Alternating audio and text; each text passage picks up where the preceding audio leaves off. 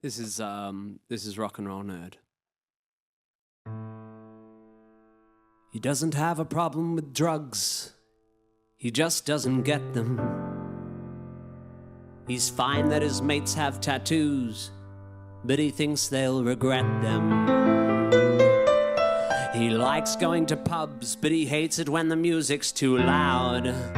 He tends not to go to rock concerts 'cause he can't stand the crowds. But all he's ever wanted to be is a rock star on MTV. But he knows that it's not very likely. He's over 30. He knows that he will always be a rock and roll nerd. He'll keep writing songs the world will never hear. And though they won't be heard, he'll just keep writing. You know the problem is, he always dreamt of being a star, but he learned piano instead of guitar, which in the 90s didn't get you very far. So while the other kids were learning Stairway, he was the piano to their forte. But he was convinced one day he'd rock their asses, be an icon for the disenfranchised masses, and grow his hair long and rebel against the state. But just for now that'd have to wait, 'cause he's running late for his morning classes. And he will always be a rock and roll nerd. He'll keep playing gigs that no one knows about, and though it sounds absurd, he'll just keep playing.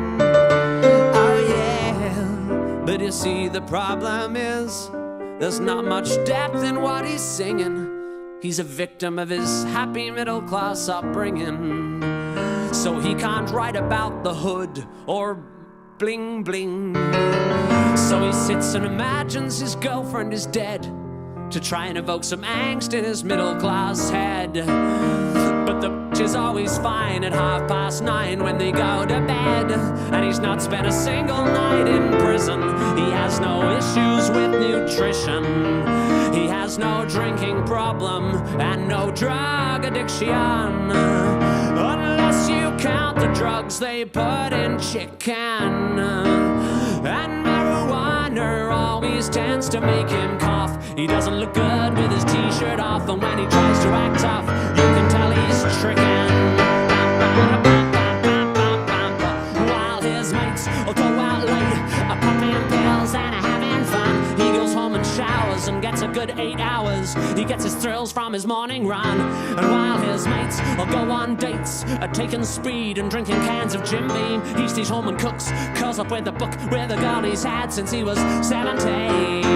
Because he's never really been part of the scene. Give him Guns N' Roses, he'll take Queen. He's more into Beatles than the Stones. He's more Stevie Wonder than Ramones. And he's never owned a transit van. He never shot a Pantera fan. He doesn't know the difference between metal and thrash. He couldn't tell you nothing about Axl and Slash. He likes Ben Folds and the Jackson 5. He knows all the words to Staying Alive. And though he tries to be all grungy and cool, he spent 11 years at a private school. So it don't matter how he tries, you cannot hide behind his rock and roll lies. 'Cause you've either got it or you're down. Yeah, you either rock it or you won't.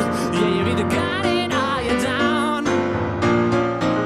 Yeah, you either rock it or you won't. You either rock it or you won't. He knows that his music lacks depth, but it just can't be helped. He has nothing interesting to say, so he writes about himself.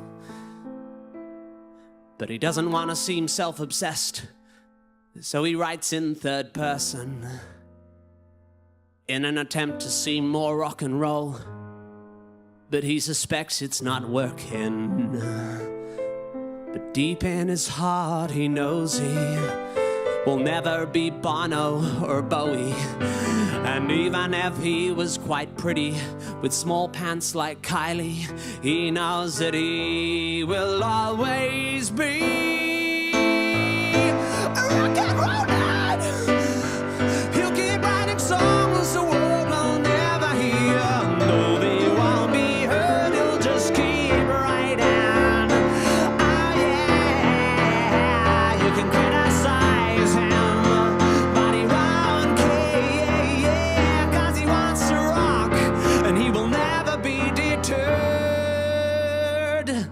but he'll